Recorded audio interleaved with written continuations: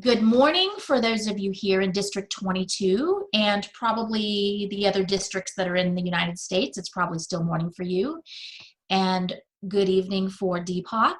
I would like to start by saying thank you. Thank you for taking your time. Thank you for taking the commitment of Toastmasters very seriously. Thank you for coming to this event and hoping to gain knowledge that you will walk away with. I know that you will. We did have recently, we had a Rotary Club meeting with Deepak with the Kansas City KCI Rotary, and it was a really great interaction with Rotary. It was a very good meeting with Toastmaster members and Rotary members, and I would like to let Deepak know and others that are on this call that immediately the fruits of our labors were noticed.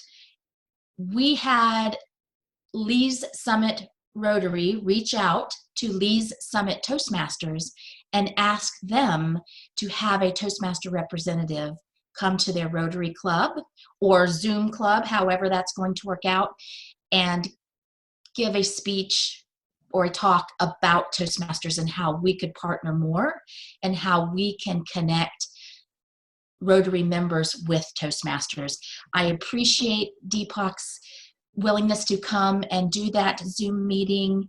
It absolutely made an impact in our district. It will help grow our district and help foster relationships between professionals in Rotary and professionals in Toastmasters. So thank you, Deepak, for your time for that.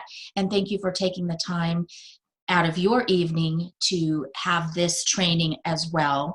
We would be wrapped up with our district conference by now. Deepak would have been here last week. We would have had our conference last week. Everything would have been great. Under these circumstances, this is a great alternative, and we are blessed to have him here to do this training for us today. There were several options that we could have chose from for Deepak to train, and we talked amongst the leadership about this being the best choice for us. I do personally find value in district leadership. I have from day one stepped into district leadership because I get something out of it. And I want Deepak to share today more about leadership and the opportunities that you can find within Toastmasters that will help grow and develop you personally and professionally. A lot of people come to Toastmasters because they do think and realize that this is a public speaking organization. This is a way to improve or to get over that fear, but there are so much more. When you walk in, literally we're not doing that right now, but when we walk into our Toastmaster meeting, there are so many hidden gems within that meeting that we need to acknowledge as members and leaders, and we also need to help those new members that are coming in see the value, and he's going to speak about that today. So welcome, thank you for joining us. I'm going to put my glasses on because I do want to share a little bit of information about Deepak. It is such a commitment to be the international director of Toastmasters International. Time commitment, the years of stepping on that international board and being elected, and the years that it takes to go up through the chain in the executive board as well. I'm very, very pleased to have Deepak with us this morning. And I would like to share that Deepak has been a member since 2002. He's a chartered accountant at J.P. Caper and Ubarni and in New Delhi, India, where he is one of 9 partners. Deepak also served as the chief coordinator for the Toastmasters Youth Leadership Program in collaboration with the American Center in New Delhi. His work helped build communication and leadership skills for approximately 700 underprivileged children in 6 cities in India. Please welcome our special guest today, our current 2019-2020 Toastmasters International President, Deepak Menon. Thank you so much. Thank you for having me on today. It's a pleasure, a privilege, an honor to be able to speak with you today morning. I didn't think that once my plan to travel to Kansas City got canceled because of the unprecedented times that we're in, that I'd have this opportunity at all. So I'm glad, I'm grateful that this opportunity has arisen and I'm able to speak with you today. Thank you, Christy, for that wonderful introduction as well. And I'm glad that I had the opportunity of speaking to the Rotary Club and was able to assist the district in that manner as well. So today I'm going to be talking to you about the opportunities that we have to grow as leaders in Toastmasters. Why is it that we need to embrace leadership? And how is it that we can gain the skills, the competencies that are essential tools for any leader, whether in Toastmasters or outside Toastmasters? But before I delve into that topic, into that subject, I do want to talk about what is it that we do in Toastmasters? Why do we do what we do? What is it that leaders gain from spending all this time, effort, energy in Toastmasters as leaders? Because at the end of the day, all that we receive by way of remuneration or by way of reward is appreciation and perhaps a little applause. And that's about it. So why do we do what we do? And this was something that troubled me and was something that was at the back of my mind for very many years, until an incident occurred which made me realize the reason why we spend all the time that we do leading in this organization. Why are there all these volunteer leaders spending time, effort, energy in ensuring that they're doing the best that they possibly can? It was in 2010 that I had been to Vancouver. It was August 2010. It was soon after the international convention that year. The convention that year was in Palm Desert in California. And I was visiting my niece. Her name is Deepti, and she lives in Vancouver with her family, her husband and her two daughters. And she had only recently relocated from Hong Kong to Vancouver, Canada, when I visited her in 2010. And what I saw when I visited her was a shock. Now, I knew Deepti as a very chirpy young person who was the life and soul of the family, always the go-getter in the family. But what I saw in Vancouver and what I observed in Deepti was that she seemed to have lost her confidence completely. She had developed a stutter, and the stutter was so bad that she would refuse to even leave home for the fear that people would come talk to her and she would not be able to respond because of that stutter. Things had come to such a pass that she would refuse to even answer the phone because of that fear that struck her. Her husband and her children, they were teenage daughters, they tried to encourage their mom to go out to find a new life in Vancouver, but she just resisted and she just got into this shell that she wouldn't emerge from. So that was the Deepti that I saw, and it was very depressing to see her in the way she was. She'd been a very successful teacher in Hong Kong before she had relocated, and now she was jobless and she was withdrawing into this shell. So while I was there for the few days, I tried to encourage her. I tried to cajole her and coax her, but nothing seemed to work. And then I thought it might be a good idea to get her to Toastmasters. And so I kept persuading her to accompany me to a Toastmasters meeting in Vancouver. Finally, after much persuasion, she agreed to accompany me to a meeting, but she laid down a condition. The condition was that she would not be asked to speak during that meeting. Now, knowing Toastmasters, I knew that that promise was very difficult for me to keep, because she would certainly be invited to at least introduce herself. But I told her, yeah, go ahead.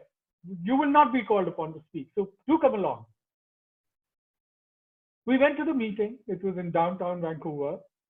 And as happens in every Toastmasters club, there was a very welcoming environment. Everybody was very friendly. Everybody invited us into the meeting and allowed us to participate. The meeting started, and sure enough, they asked Deepti to introduce herself. And Deepti looked at me, but despite that, she stood up. She said, "My name is Deepti." And just with those words, she sat down. She probably thought that would be the end of it. And I thought also perhaps she would not be now invited to speak. The meeting continued. Deepti seemed to be having a good time. And then came time for table topics. And guess what? The table topics master asked Deepti if she would like to speak on a topic. And Deepti looked at me, and if looks could kill, well, there were daggers in her eyes, and I would have been dead at this time. But fortunately, she didn't have daggers in her eyes, and I'm still here. But Deepti summoned the courage and walked up to the stage. A question was posed to her by the table topics master. Deepti spoke. She spoke with a stutter, but she spoke fairly confidently. And then she came back. I know that she was fuming at that time. And I know that she did not want to have any eye contact with me at all at that time. I held her hand, but she quickly took it away from me. The meeting neared the end, and when the names of the best speakers of the day were announced, Deepti was the best table topic speaker that day. You can imagine the confidence boost that Deepti received that day. And she decided to join Toastmasters. Again, she laid some conditions. She said that she would like to follow the program, but she would want me to mentor her from New Delhi. And I agreed that I would. And so every speech that she delivered, I would mentor her, I would hear her out, she would rehearse the speech with me.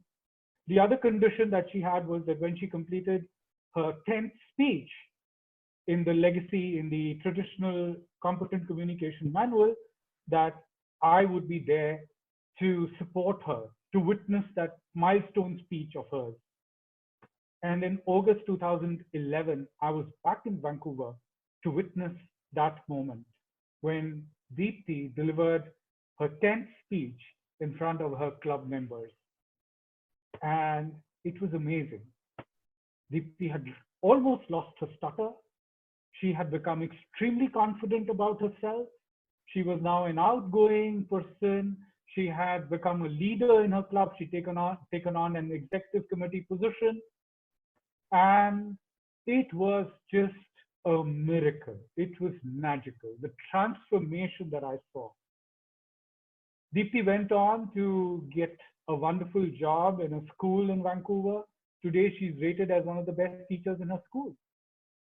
Friends, that's when I realized that is why we serve as leaders in Toastmasters, because we're able to touch the lives of so many people around us and touch their lives in ways that we can't even fathom. We are able to change the lives of people that we touch. And therefore, it is important for us to continue to serve our members, to continue to serve society, because of the goodness that we are able to provide in the people around us. But then, how do we turn into effective leaders? What is it that we gain through our Toastmasters journey that converts us into leaders? What are those skills and competencies that we gain as leaders? I'm going to tell you a few things that I have learned in my journey in Toastmasters that helped me become the leader I did through this journey that occurred to me. And I'm going to talk to you about the skills that we learn in Toastmasters that no school, college, or university in the world teaches. Yes, it's only Toastmasters that teaches us those skills. And I'm not going to talk about communication skills, and I'm not going to talk about confidence. Those two are given. Everybody talks about building confidence in Toastmasters and getting effective communication skills. So I'm going to talk about those hidden gems that Christy spoke about as she introduced me.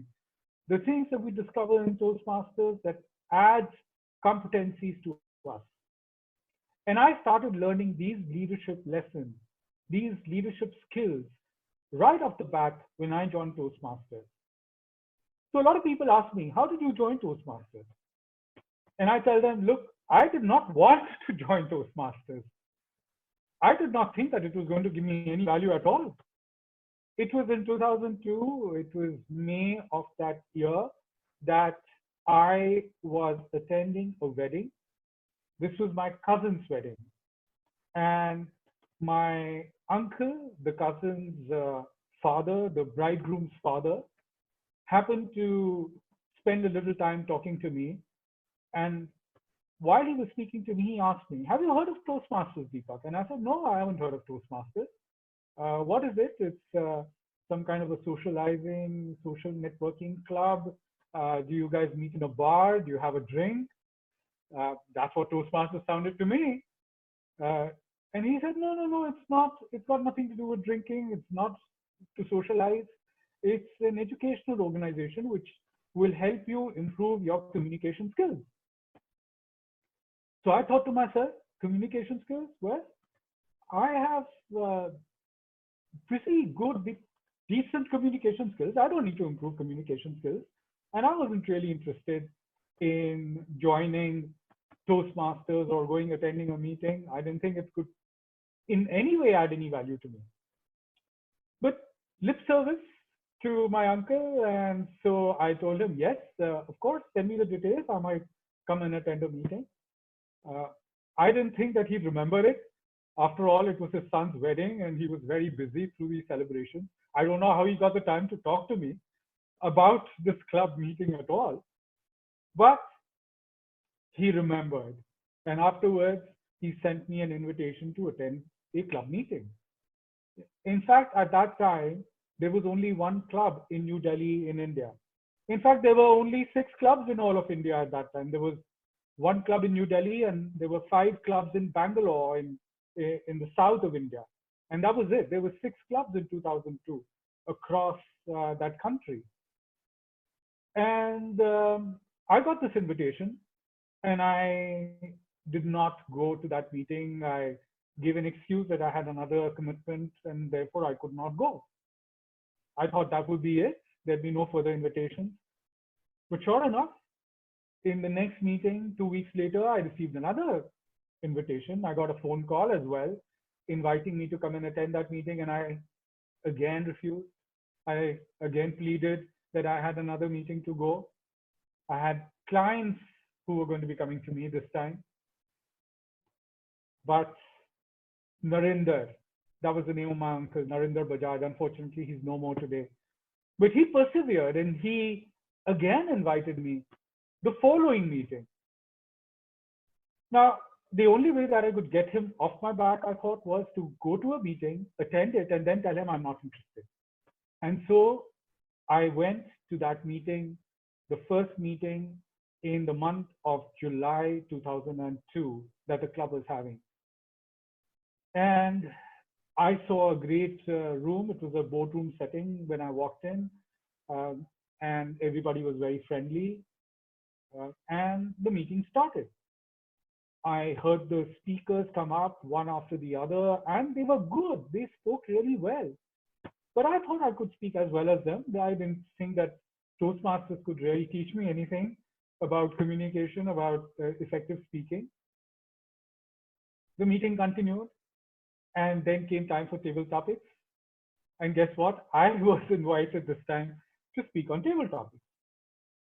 Now, when I was invited onto the stage and I stood up, for some reason which I couldn't understand at that time, my heartbeat started racing. It just suddenly seemed to have a life of its own.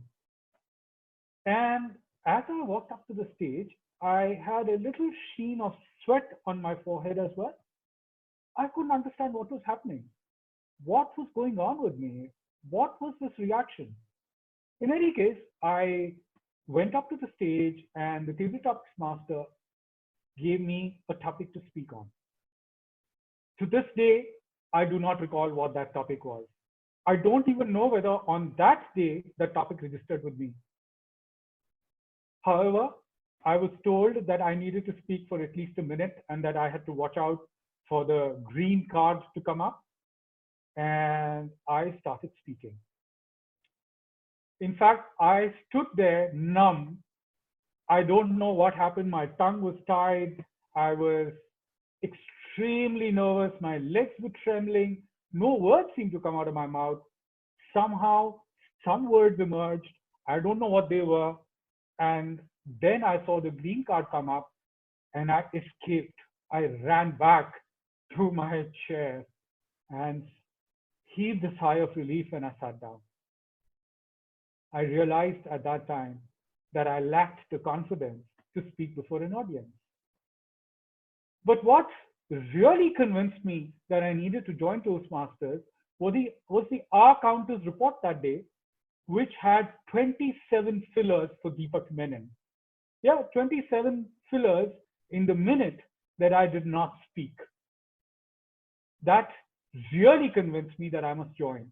And that evening, before I left the club, I had already signed up as a member. I'd filled in the application form and I'd given it up.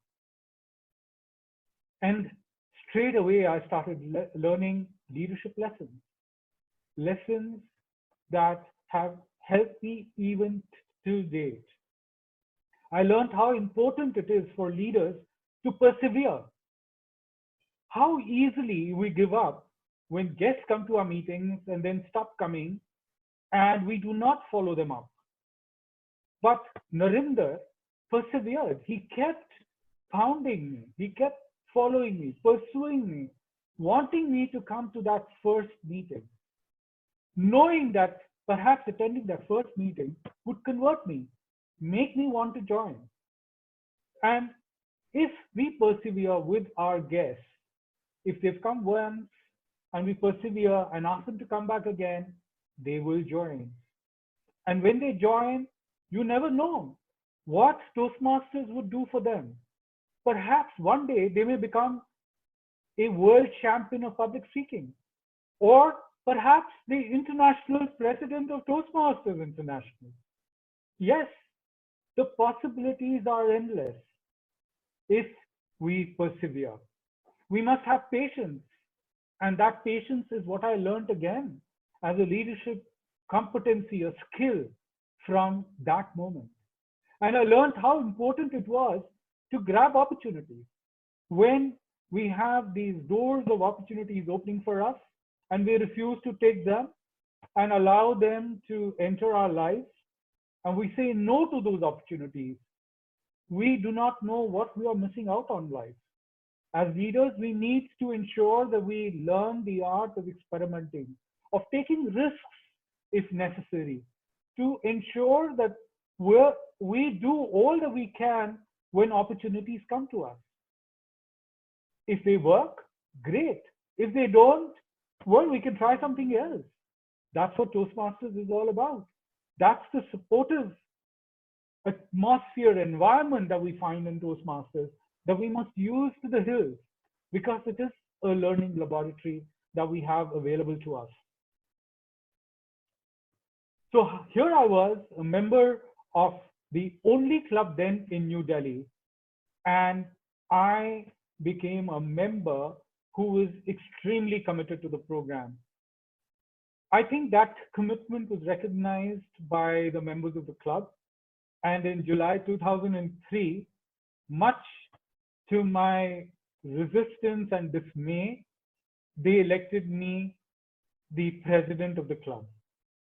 Yes, here I was almost a brand new member, not served in any role at all in the executive committee, and I was made the president of the club.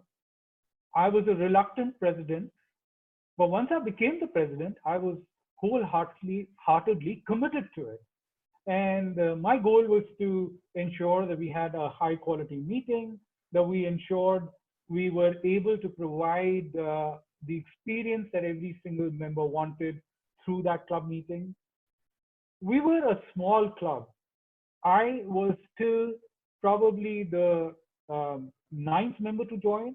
You know, this club had been suspended in September 2001, had been reinstated in March 2002. And so when I joined in July 2002, there were very few members already.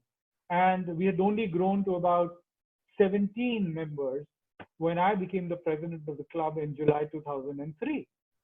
So my goal was to have more members, to have more of the city find out about Toastmasters. And so I was always trying to find ways and means of getting the club advertised. But also at the same time, we wanted to ensure that we had high quality experience available to our members. But being the only club and not really having any connection with any other club anywhere in the world, we were finding our way through by testing, by experimenting, and doing what we felt was the right way to do it. We used to gain nuggets of information when we had visitors coming to us. Being in the capital city of India ensured that we had more people visiting us when they found that there was only one club in India, and when they were in New Delhi on a Tuesday, they would try and come and attend a meeting. So there was this one time when we had this icebreaker speaker in one of our club meetings. That was the day we had this distinguished Toastmaster, Sid Chopra from California, who had come across to the city and decided to come and attend the meeting.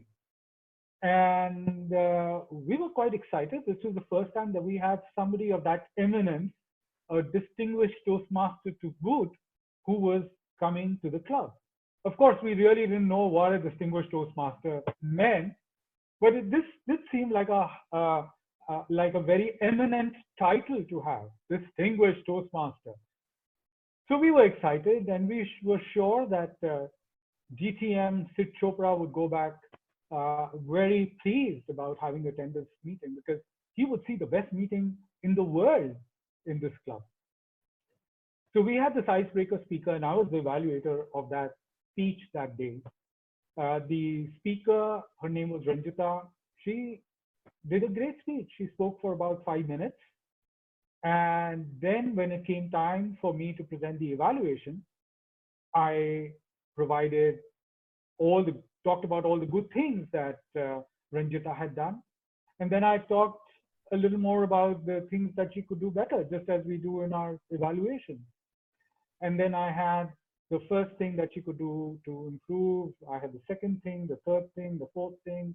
And then I rounded it all off by talking about all the good things that she had done, the best things that I'd liked about the speech. And by the time that I finished, it was about 6 minutes long evaluation that I had provided. A very wholesome evaluation to my mind, I thought. And I knew that Sid Chopra was impressed by the looks of him, by his facial expression. He had been totally engrossed all through the meeting. When the meeting came to a conclusion, as was the way we did it, we invited all the guests to come and share about what they felt in the meeting, what is it that they liked about it. And so Sid was invited to speak about what he found useful and what he liked about the meeting. And you know what? Sid said, "This was a wonderful meeting. I learned so much in this meeting that I'm going to be carrying back some to California and implement it in my own club." And then he spoke a lot of good things about the club meeting. And then he said, "I just have one suggestion. I would like to let you know that it's a good idea to ensure that the evaluation should be shorter than the speech. And then he told us that the evaluations were supposed to be only 2 to 3 minutes long. Wow, that was a revelation. And sure enough, from that meeting onwards, our evaluations never exceeded that time frame, 2 to 3 minutes. And then he told us another thing. You know what? All of this is available in the Toastmasters manuals. You can read it up. You can find the best practices in those manuals. You can read about how you can conduct a meeting more effectively. We said, really? They're available in the manuals? Well, the fact was nobody had taken the time to read. And I learned lessons there. I learned how important it was to read our manuals, to read them cover to cover, and not just the covers, but everything in between as well.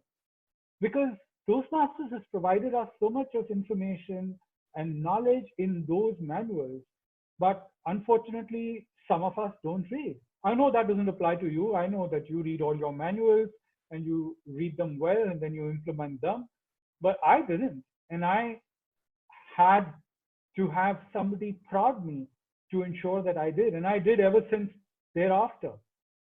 And I learned how important it was to take feedback, not just feedback to me personally, but to feedback that we received as a club to improve. And we started incorporating all these ideas that we received from these visitors into our club to actually make it the best club in the world. We learned how important it was to keep experimenting and doing the things that we knew were required to be done. And these are leadership lessons. These are lessons that we can use in our daily lives, in everything that we do. Take the feedback, ensure that we implement that feedback, ensure that we continue to experiment and learn from the mistakes that we make. Ensure that we read, we gain knowledge, because leaders need knowledge. There is this saying by John Maxwell about effective leadership. A leader knows the way, goes the way, and shows the way. And knowing the way is extremely critical, because if the leader does not know the way, they cannot go the way, and they cannot certainly show the way. They cannot model what an effective leader must do, because they have no knowledge. So knowledge is extremely critical, and the one way that is you can gain this knowledge is by reading. Time went on, and in this leadership journey, I discovered more competencies that helped me become a more effective leader. I became a member of more clubs. We started forming new clubs in the city, and soon we also had a district which encompassed all of India and Sri Lanka. This was at that time about 40-45 clubs in July 2006, and I became one of the first division governors of the district when the district was formed. It was District 82 that was formed at that time. And I remember going to a club meeting, one of the other clubs that I had joined by then. I was then a member of about 4 Toastmasters clubs in the city. Yes, we had grown to more than 4 clubs at that time. And I went to visit this club meeting. Now, I must tell you about this young lady in that meeting, a dentist who was speaking, who was completing her 9th project from the Competent Communication Manual that day. This is in the year 2006, December, that this happened. And this lady had joined the club only a couple of months ago, but she had got to know that there would be an international speech contest soon, and she was keen in participating in that contest, but she had been told that she would need to have completed 6 speech projects to be eligible to participate. And so she decided that she would not just complete 6 speeches, but she would also complete all the 10 projects from the manual to be able to accomplish a a great speech, to be able to prepare and present a great speech in the international speech contest. So she was presenting her ninth speech that day. And the assigned evaluator, when he came up to present the evaluation of that speech, was perhaps amongst, well, I'm not going to say what he was. I'm just going to tell you what his evaluation was. So he started by saying, this was a great speech. And then he started with a laundry list of recommendations. He had not one, not two, not five, but 10 recommendations in the 3 minutes that he spoke. And he concluded by saying, overall, it was a good speech. Really, if anybody had heard that evaluation, if you were there in that room that day, you would have found that this evaluator found nothing good in that speech at all. In fact, it was just filled with criticism.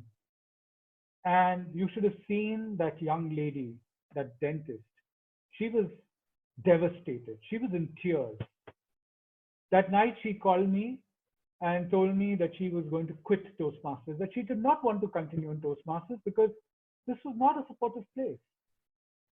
I heard her out that day, and I could also hear words that she was not saying.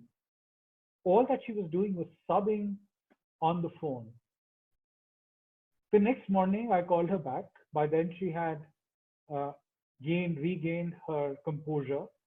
And I suggested to her that she repeated that speech in another club. And I knew there was another club that I was a member of that would meet the following Saturday.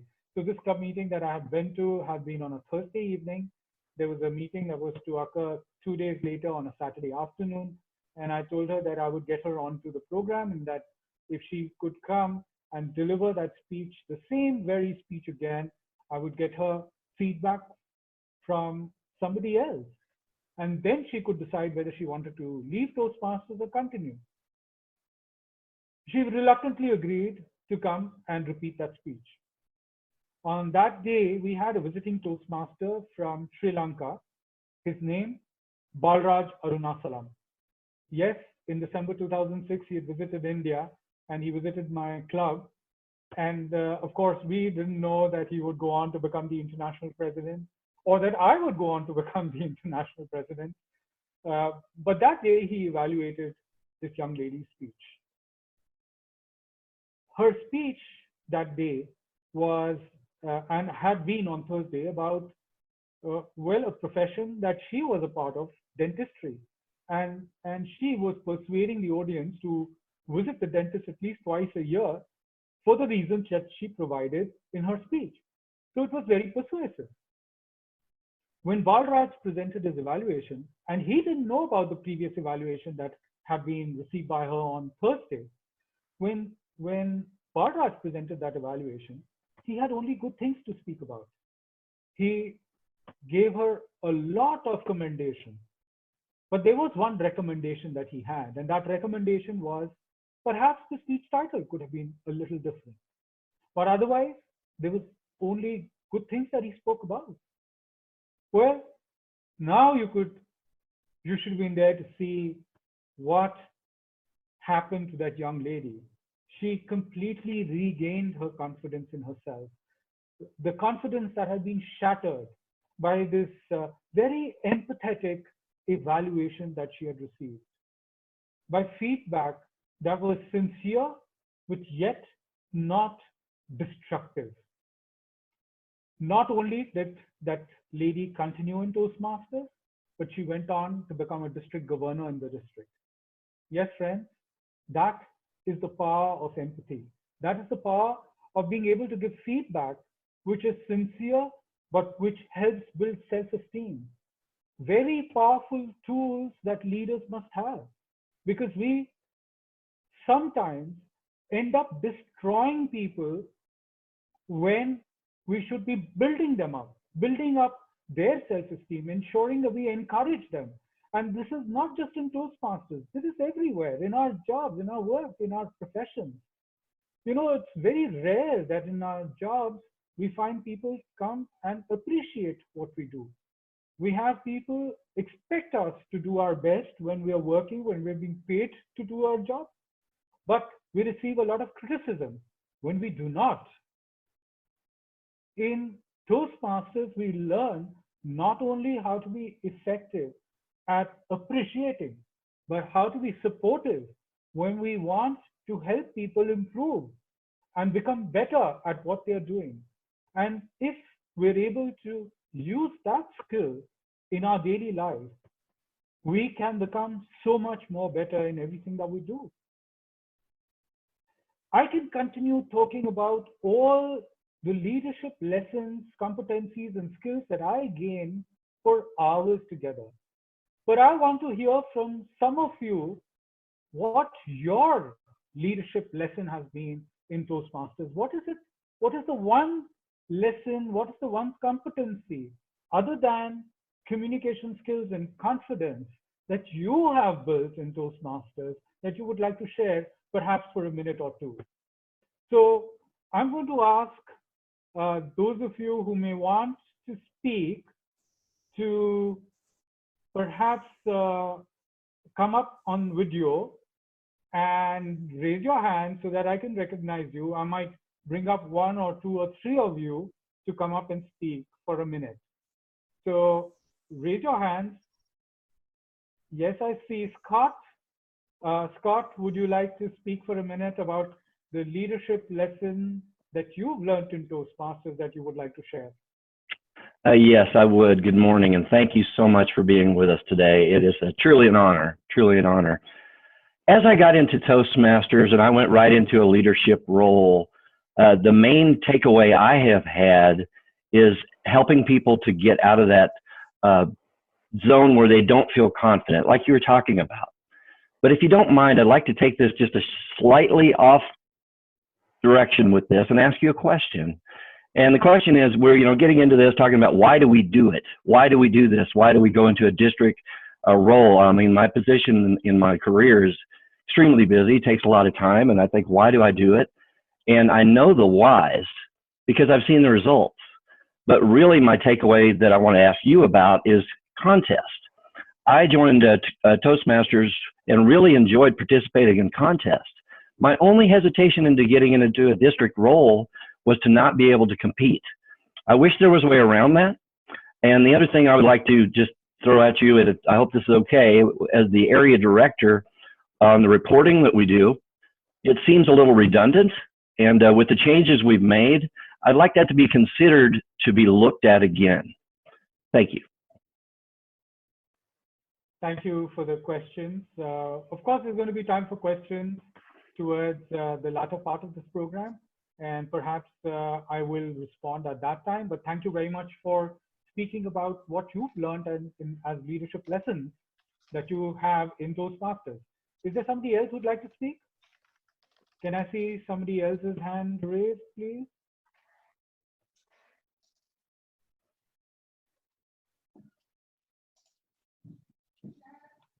Hello, good morning, sir. My name is Shed Mayberry. Go ahead, Shed. And I am with the Division T, the Vanguard Division for District 22. And my thing in Toastmasters is, since I've been in Toastmasters, I try to provide the motivation for my members. And what I really like in Toastmasters is working with my international students, because one of the clubs I'm over is K-State. And I tell every new member that comes into a Toastmaster club, take a picture of yourself when you first come to your first meeting, and then take a picture of yourself after your 10th speech. It's just the confidence that you have after that 10th speech. When you see someone walking around campus or in the workplace, you say, hey, did you do something with your hair or do something? It's just the confidence that you've built up from that first speech to the 10th speech. And that's what I love seeing my members grow. I've only been in 6 years. But I tell my wife all the time, I don't think I would ever get out of Toastmasters because I just love watching my individual members grow. And that's something that I really get out of Toastmasters, sir. Fantastic. Well done. Thank you very much for sharing that. That's excellent. I would like to have one more person speak if they would like to. Anybody? Hi. Go ahead, Bart. Okay, Bart. I had Barb first. Go ahead, Barb. Thank you, Deepak. And yes, this is an honor and especially the opportunity to everybody to get together. What I learned was in the leadership side, but on the other end of it. As many of Toastmasters in my district know, I was a head coach of a football team for many years and head referee and a director in radio and television. But what Toastmasters really taught me is your power and influence does not diminish when you step back and let others go ahead and mentor those leaders. Your power, internal confidence, all that actually increases. And I think that's not really broadcast anywhere else.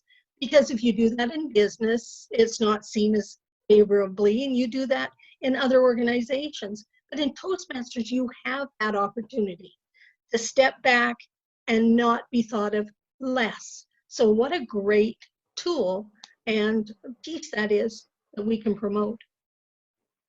Absolutely. Thank you very much for sharing that thought, Barb. And indeed, a good leader is leading not just from the front, but from the back as well, is ensuring that they're motivating and assisting others to contribute and are giving them the recognition that they deserve. Thank you very much, Barb. And since Aman, you did want to speak, I'm going to invite you to speak now. Thank you, sir. Appreciate it. And I learned two things as a leader in the leadership role that I did as a club president. One is delegation, which I had struggled with initially, and I found that the struggle was because I wanted everything to be perfect, because of which I ended up doing most of the roles that the officer should be doing and that was something that I found out after 6 months of my leadership, and I had to do it for 1 year. So I wanted to overcome that challenge within the year of my club president role, and I did it by communicating more with the leaders, with the club officers, and taking guidance from other leaders from other clubs and inculcating that habit.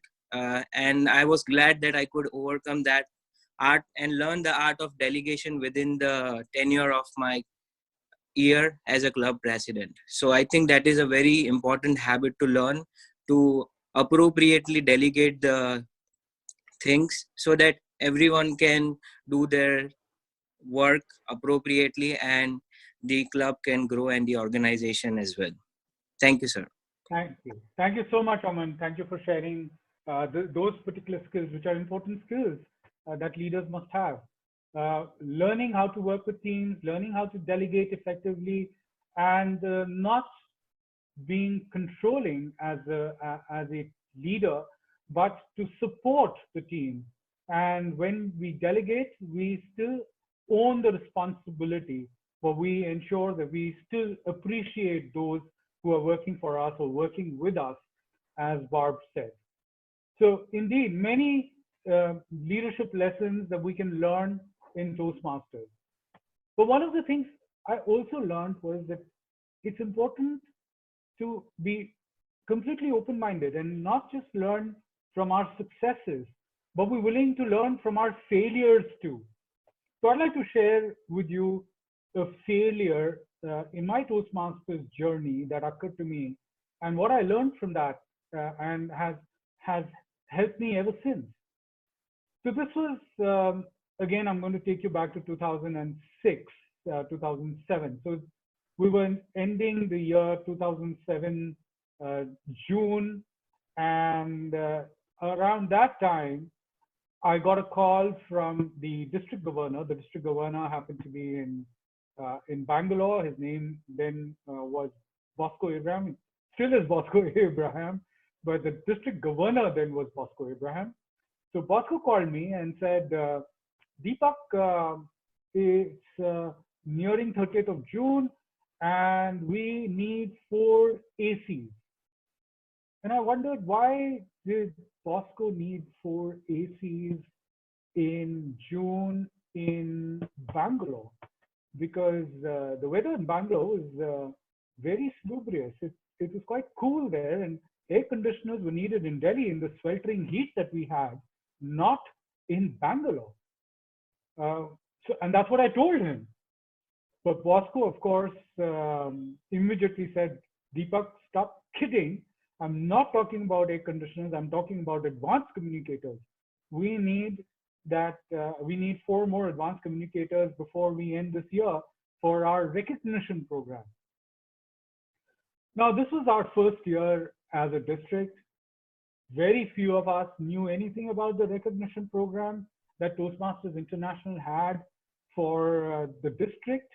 We were used to recognition programs at the club level, but had never heard of or even considered the recognition programs at the district level. As it so turned out, we were 4 advanced communicators short at that time to actually have become select distinguished. Well, the year ended without our achieving those 4 advanced communicator goals. And as a result, not only was our district not select distinguished, but it was not distinguished at all, because those 4 ACs would have helped us meet the minimum qualifying requirement to have become distinguished at all. Because in that year, the requirement was based on a score sheet that was prepared by Toastmasters International. And so if you had a certain score, you could be either President's Distinguished or Select Distinguished, and then those who met the minimum qualifying requirements were distinguished. And we had enough in the score sheet that would have got us to be Select Distinguished. But because we did not meet the minimum qualifying requirements, we were not distinguished at all. And I was feeling responsible for that, because I had not taken enough steps to learn about the Distinguished District Program.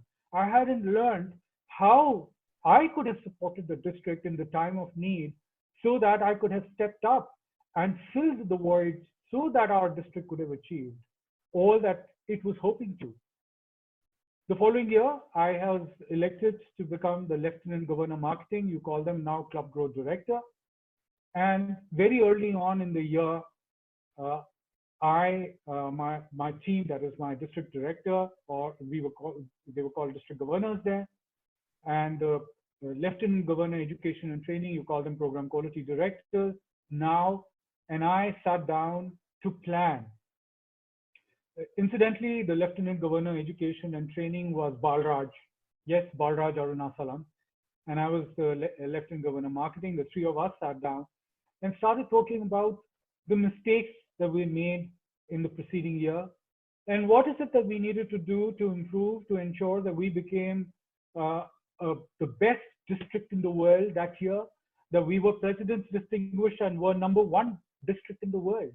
And we started preparing a plan, preparing strategies that we could use to ensure that we got in all our goals early in the year, that we didn't have to spend sleepless nights agonizing on the fact that we were close but not there yet.